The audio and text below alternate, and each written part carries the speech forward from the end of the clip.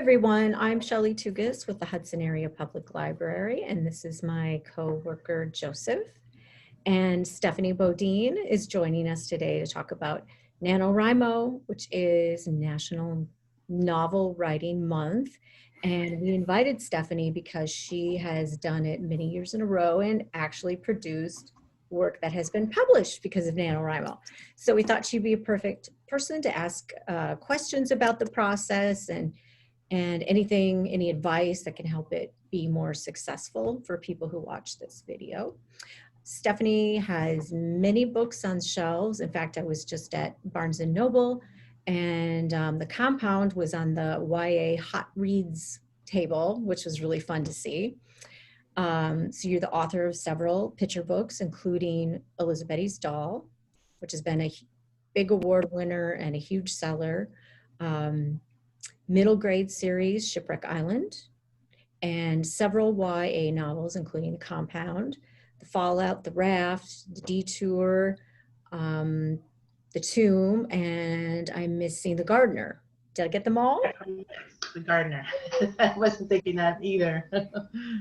So great. Thank you for taking time to do this. I really appreciate it. I'm happy to be here. Yeah, well, we decided we'd do this in October so we would not interfere with your work in November. So now you have published, oh my gosh, 12, 13, 14 books when you include the picture books? I think 16. 16.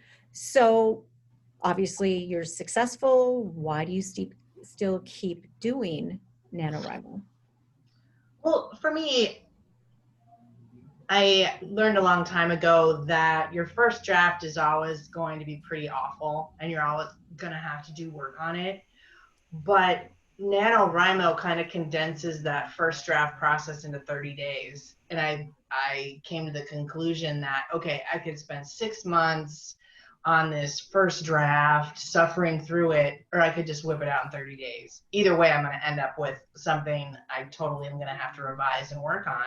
But for me, it's like you have to build that pile of clay and able to go back and then shape that pile of clay. And if you can build that pile of clay in 30 days versus 6 months, why not?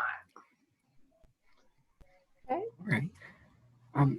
And so on the note of your first NaNoWRIMO and your decision to take part in the contest, could you explain go over your experience doing it for the first time and maybe how your approach to it has evolved over the years? For sure. So the first time I did it was back in 2005.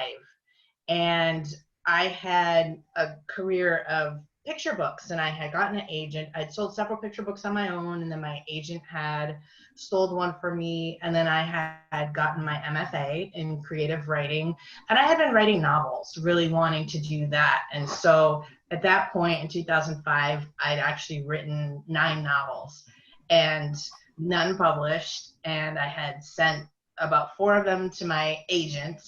And in August of 2005, I got a box from my agent with all those manuscripts and basically a letter saying, these are terrible. You know, I'm not going to send them out. They're not publishable. And I quit. And it was August 2005 and I quit. I'm like, that's it. I'm not going to write ever again. And it didn't sit well with me, of course. And so I heard in October, I heard about NaNoWRIMO, and I thought, okay, I'm going to sign up for this, and this is going to be my last attempt at writing a novel. And when I sat down, I thought about like my failed novels, and it's like, okay, what am I getting wrong with all these novels that are terrible? And one thing I found was that my main character never got very far from myself. Like my main character would never go cliff diving because I would never go cliff diving. And I realized you have got to make this person not you because your main character is so not you. And so the first thing I thought of was, let me make him a male because I am not a male. So already I have to think differently. And when I was looking for an idea, there had been an idea that I had always wanted to explore, back when I was in 8th grade in a small rural school district in Wisconsin, we had fire drills and tornado drills, and we also had nuclear attack drills. And I remember once I was in 8th grade, and we would have to go down in this windowless room of the high school in the basement. And one time we were down there, and our social studies teacher said, "This is so ridiculous. If this really happened, if we were really attacked by nukes right now, we would have to stay down here for 20 years before it would be safe to go outside." And I was fascinated by that thought of, oh my gosh, being stuck somewhere for 20 years until it's safe. And I began to explore, like, I loved Stand by Stephen King, which wasn't quite that, but definitely a lot of post-apocalyptic books that I really began to, I was drawn to. I loved it. And so when I sat down for NaNoWRIMO, I thought, you have got to come up with the best idea you have ever had. And I went back to that and I thought, okay, well, what if my character is this boy, let's make him 15, and let's say for the past 6 years, since he was 9, he and his family have been living in an underground compound after a nuclear attack. And that was the premise that I started with. And that's really all I had. And I just kind of started. Did you get 50,000 words your first time? I did not. I think I had 44, 45. But for me, the huge victory was completing this draft on the story that I was really excited about. Mm-hmm. So I've tried NaNoWRIMO a couple of times, and like those first few days, like a rocket, just type and, oh my gosh, I'm going to have this finished by November 20th, at this rate. And then there's a crash, like a huge, huge crash.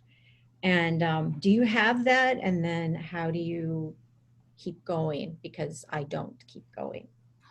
Well, I learned after that one, I kind of have approached it differently. And I certainly haven't done every year. I haven't won every year, won a couple of times. And I think it's super easy to get caught in that, okay, I've got to get my word count today. And oh my gosh, I don't have my word count today. What am I going to do? Let me panic. And I've learned to relax a little bit. And my goal is, certainly it would be great to get the 50,000 and be a winner and stuff. But more importantly is this draft that I'm working on. And so if I can, maybe I'm not going to hit the 50,000 by the time I get to the end of November, but I have this novel that I'm definitely invested in. And I think for me, that's the more important thing, is that you committed to this novel. And maybe you're not going to get those 50,000 words, and maybe you are. But I think the commitment, I think what it teaches is commitment and accountability. Sure. For sure. So while you're writing with this constraint, this deadline looming over you, it's really important in NaNoWRIMO to just keep going no matter what and get words on the page if your goal is to hit the 50,000 word marker. So do you have any advice for people for like turning off your internal editor, that voice in the back of your head that just naggles at you and insists that this is all terrible, how to just keep going? I think you just have to go. And I think sometimes, like in my classes and stuff, I will do a free writing exercise where you just free write, whatever comes into your mind related to this subject, and you just write and write and write. And I think that's really important in NaNoWRIMO, is to like put everything you can in your pot. You know what I mean? If you write for the day and then you go and you watch something on the History Channel and there's a super cool story about something you had never heard about, think, how can I work that into the book? Even if it's not going to stay in the book, for the purposes of NaNoWRIMO in November, everything is game. Everything you can throw in there. And maybe you're going to take a whole chapter and write about this thing you just saw on the History Channel and think about, oh, maybe she's writing a report, and we'll do that. You may dump it later, but it's going to help your word count, and more importantly, you're writing, and you are using ideas and inspiration that have come from outside to get in there. And maybe it'll stay in there, maybe it won't, but you're filling up your pot as you go. Do you take time to revise and edit, or is that outside the parameters you set for yourself? I do not. Honestly, though, when I do NaNoWRIMO, I start every day starting back at the beginning and kind of like, it's like, oh, I need to, you know, add this to this. Because as you get going, for me, as things get added in, you kind of make mental things like, whoa, wait, if I'm going to add that, then I have to make sure in the first chapter that she had a horse so that we know she likes horses or whatever it is, you know. So then when you start the next day, you can, you know, put those little things in that will affect what you put in the day before. But I do not take the time to revise and stuff. That is not the time to do that. You just need to keep pushing ahead and building your pile of clay. The bigger pile of clay you have, the better things you can make with that pile of clay when you're finished. Yeah. So you already kind of touched on this, I think, with like the History Channel and kind of just free writing exercises. But do you have any advice for people who hit bouts of like writer's block? You know, they sit down and try what they can, like they just cannot get words onto the page for whatever reason. Do you have any thoughts or words you'd like to share? Well, one fun thing I did one year is for people who are on Twitter, the dictionary has a word of the day. I think it's Merriam-Webster has a word of the day. And so one year for NaNoWRIMO, I'm like, okay, every day I'm going to take their word of the day and work it into my story. So it's just a little, you know, because sometimes the words were just completely had nothing to do with anything, but I was like, oh, well, it's just kind of like a mental thing and maybe I can get a page out of it or whatever. And I've just completely spaced your question. I got off on a tangent. So tips for getting through writer's block. I think, one thing is another thing that I would do is I would kind of look at current events for the day, see what's happening, see if there's something I can sort of mold to my own use, shove that in there. I think a really important thing that when you talk about writer's block, a way to avoid that is every day to stop when you're hot. Like if you're in the middle of a scene you're super excited about, there's tons of action, and this is where we're going to find out a big secret, and you know exactly what's going to happen in that, stop before you're done with it. Because in the next day, 8 o'clock, you get up, you get your coffee, you sit down, you're right in this middle of the scene that you're so excited about and you know exactly what's going to happen. Finish writing that, and hopefully a lot of times that's enough to carry you over into the next one, instead of finishing up that scene where you know where everything has to happen and you're done, you're like, woo, and then you're like, now what? It's much less of a jolt to be able to get yourself right into that awesome scene you love and keep going, if that makes sense. Mm-hmm. So it sounds like you're a morning writer. Yeah. How, you know, what kind of advice do you give people about making the time to actually do this? You know, for some people, a routine is a little trickier than others. It's carving out time at different parts of the day. And, you know, we have a mutual friend who says his house is never cleaner than the days he decides to dedicate to writing. Yes.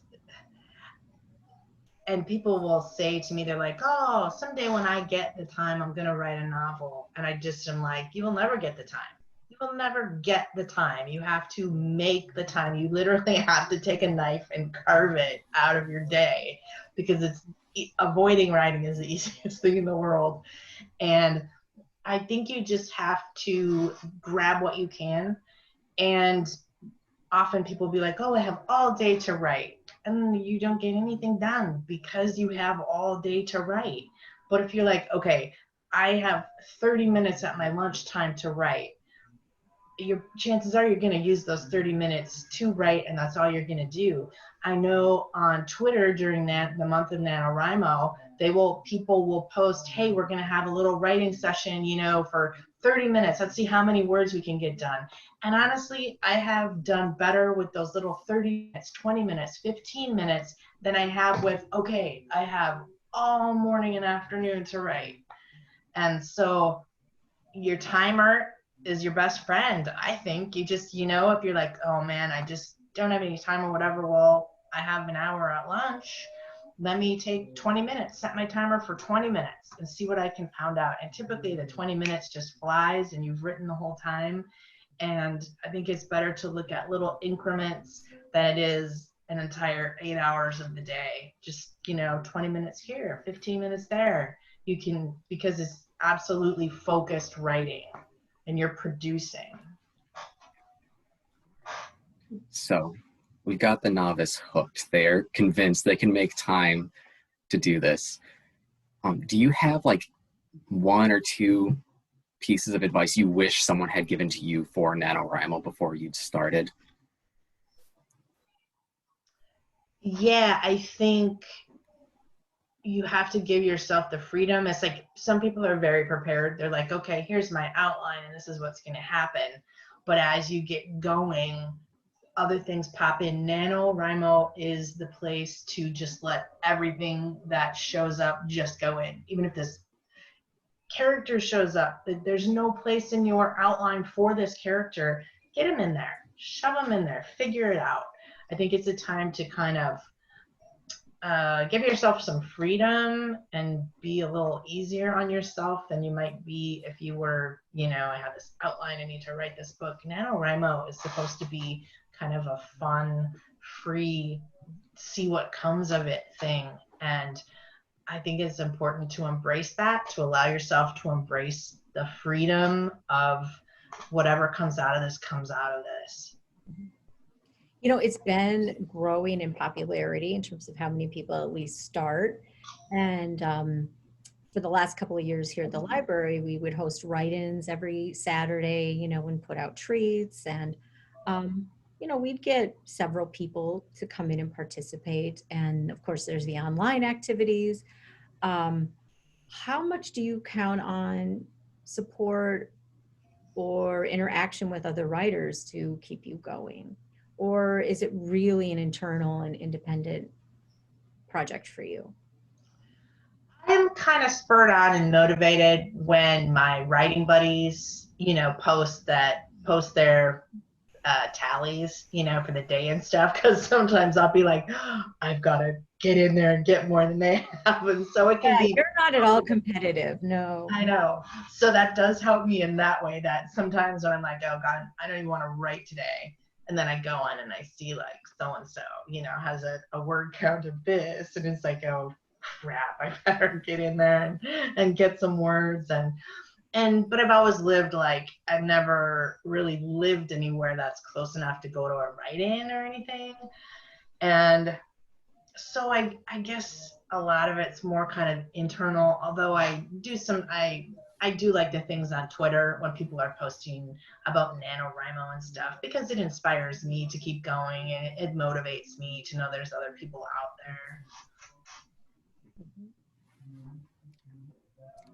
there. You haven't done it every year, if I recall. And how about this year? And I'm saying that only because so many people are really in a funk. You know, we're in this pandemic, and I mean, life is just, it's not normal. It's hard to be in our routines, although it's been like 6.5, 7 months now. It should feel like a new normal, but it still really doesn't to me. So how are you sifting through all of that and focusing? I mean, do you feel like it's going to be a lot harder year? I think so. I've been writing this novel for probably about a year. I think I started it like last November, and I was going pretty well. And then the pandemic hit, and it's just like creatively, I couldn't read, I couldn't write. All I could do was like watch terrible television and wait for the world to end. I don't know. And I knew I had to finish this novel. And so finally this summer, I was able to get back on track and finish it. I finished it in September and currently in the midst of revisions. And it was hard. It was really hard to be creative, but I'm hoping, because I have a story idea that I want to, and it's kind of related to the pandemic in a way. So it's almost like not like I have to set aside what's happening outside to put myself in a world of this novelist I know is kind of reality. And so I'm looking forward to NaNoWRIMO this year. We'll see what happens. I'm going to be a little, probably not as hard on myself as I have been in other years, just because it's a very strange year, and I feel really good about myself that I finished this novel that I didn't think I was ever going to finish. So That's awesome. And I had something, but then Shelly's question was better, so I got distracted. And now it's just gone. I think Joseph talked a little bit about, when you hit a bump, will you stop and do research? Mhm.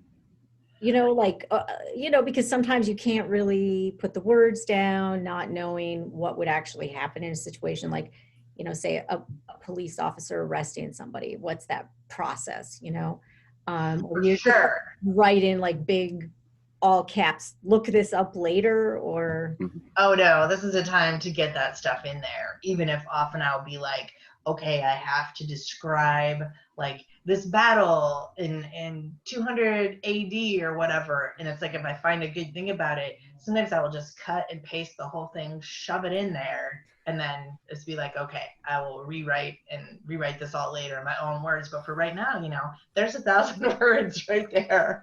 And it's a placeholder, but hey, they're words. So yeah, and I would never do that normally. If I were writing, I would be like, okay, I need to spend these 4 days writing up this battle and doing it how I need to do it. But NaNoWRIMO is and same way I know that first year with the compound, I would like put, okay, he's gonna listen to the radio now, and I would like put in the entire lyrics, of the song, which you would never do in a book, but it's like, woohoo, 2,000 words, all 5 choruses or whatever. So the small things like that, yeah. so of your existing body of work, what books came from a NaNoWRIMO other than the compound? Compound for sure, The Gardener, The Raft, and these are kind of partial. Like I know I worked on these during there, but it wasn't a complete. The Detour, I had actually sold it in September, but I sold it just based on the synopsis. And so the publisher buys it and they're like, yes, write that book. So I had to write the book. And so I used NaNoWRIMO to do the draft of the book. Well, it helps when your editor sets a deadline for you. Absolutely, when that book has to be written anyway. And I do want to caution, like, I think sometimes people think, and I've been contacted by people too, they'll be like, oh, it's December 1st and I just wrote my first nano book, how do I find a publisher? And I'll be like, whoa, you probably got several months of revision before that thing is ready. And that's a big thing. And I know when I wrote the compound that first year, I already had my agent. So I had written this book and I revised, not a lot. And I sent it to my agent. And he actually had sent it to a reader. And she had all kinds of thoughts about it. The pacing was wrong. The title was bad. There's a lot of stuff wrong with it. And so he sent that back to me along with all her notes. So I revised again, and pretty big revision, and sent it back to him. And he was like, it's still not there. This is still not something that I'm going to try and sell. And that was pretty brutal. That was almost as bad as getting the box of manuscripts back with his letter. But I looked at everything he had to say. Like, he was like, okay, the story doesn't even start until page 32. The setting is implausible, all these things. And I still have the email that I printed out, and I went line by line. I'm like, he's right about everything. And I just threw away the manuscript and started over, and I used as a guideline his email about the things that were not working, came up with a game plan, and rewrote it in about 6 weeks. And then I sent it to him, and then that's when he sent it out and sold it to an imprint at Macmillan. But then even after that, man, the editorial revisions went on for over a year and a half. And so it was really an exercise in novel writing. It was like taking a novel writing class. I learned so much in the revision of that book that then I was able to apply to my subsequent novels. And I've gotten much better at recognizing what has to be done, what's, not bad about the book, but where the strengths are and where the weaknesses are, and where I really need to shore up the weaknesses. And so, and my agent too will sometimes I'll be like, oh yeah, I'm drafting that book in NaNoWRIMO, and he'll be like, but you're not gonna like send it to me right after November, right? I'm like, no, because he knows, and he's gotten novels from people who have said, oh, I just wrote this book in NaNoWRIMO, and here you go. And it's like, no, there's a lot of revision. You've built that pile of clay, but now you've got to do a lot of molding and forming and fixing of that pile of clay. It's not near ready on December 1st to be finding a publisher. Mm-hmm. So anything you want to tell us about future Stephanie Bodeen or S.A. Bodeen work? Well, the novel that I've spent the last year on is an adult novel, which is my first. But it was really fun to write, because I think sometimes with the YA and the middle grade, you always have your audience in mind, and typically you're thinking about the gatekeepers, you're thinking about the parents and the librarians and the teachers, and is this a book that they're going to want in their classroom or their home? And it's kind of always a little bit in the back of your mind what you're going to include in there, and should I maybe not include this because it might keep it out of some schools or whatever. I'm really cognizant of that, because I want a wide readership. And so with the adult novel, it was pretty freeing to just not have those little voices in the back of my head. Just be like, you can just write, have in there whatever you want to have in there. And so I really did like that. And I was worried about the length, because my typical books are about 50,000 words, just about the length of a nano project. And I knew that this one would have to be longer. And I thought, man, am I going to come up with, enough stuff? And my word count's about 110,000. So I was pretty, that's over double what I usually write. So I was pretty excited about that. That is exciting. That's incredible. I'm really excited to get a chance to see it at some point. Hopefully. I know we have a mutual friend who's currently looking at it, so I haven't heard anything. It's always very scary to get it out to those first people. Yeah, for sure. Joseph, anything else you can think that you would like to ask before we let Stephanie work? I was going to follow up on it earlier and I dropped it, but do you have any specific pitfalls that you have learned the hard way over the years of doing NaNoWRIMO, things that just major red flags when you are working through it on your own that you would like to warn other people about? I think, well, sometimes I have started and then there's no there. You have to pick something that's going to keep your interest. And because if you start writing something, you're like, oh my gosh, I'm so bored with this. Well, your reader is certainly not going to be interested either. So pick a subject that you are excited to explore. I think sometimes people make the mistake of outlining it to death. They want it all before November 1st. They want this whole thing completely outlined and ready so that they can just hop in there and follow their outline. And I think sometimes that can be a little what do I want to say, handcuffing almost, because then you're not allowing yourself to maybe, day 10, wake up and be like, oh my gosh, I just had this great idea that would work really well in there, but oh no, it does not fit my outline. I have to stick to my outline. give yourself that, that room to roam and to watch, TV one night and come up with a cool idea because of something that jogged something when you were watching that terrible show on Netflix. And, I mean, that's one thing I always do is I allow all these outside influences to have whatever influence they're going to have. And so many times, like in the compound, one of the kind of plot twists I get asked about by kids a lot came from, it was NaNoWRIMO. I'd been writing. I went upstairs. My husband was in bed watching this show on the Discovery Channel, and this idea just popped into my head, and it ended up being this, big linchpin of the story. So I guess just allow your mind room to roam and allow all those outside influences to come in and do whatever they are going to do to your story. Yeah, great. Well, Stephanie, this was super fun. I think there's a lot of good information here for people who watch it. And I would recommend to them, they have time before Nano, to pick up one of your books and read it. It's a great study in plotting and dropping hints that you don't know are hints until later, which is really cool because it's not fun to read a book and go, oh, I bet that's a hint about what's to come. And you're so good at that. And pacing.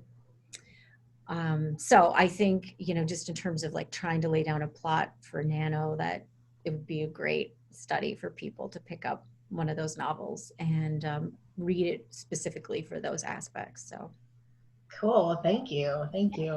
awesome. Well, I'm really glad you were with us, and I hope everybody found this helpful. Thanks, Me Joseph. too. Thanks. I enjoyed it a lot, you guys.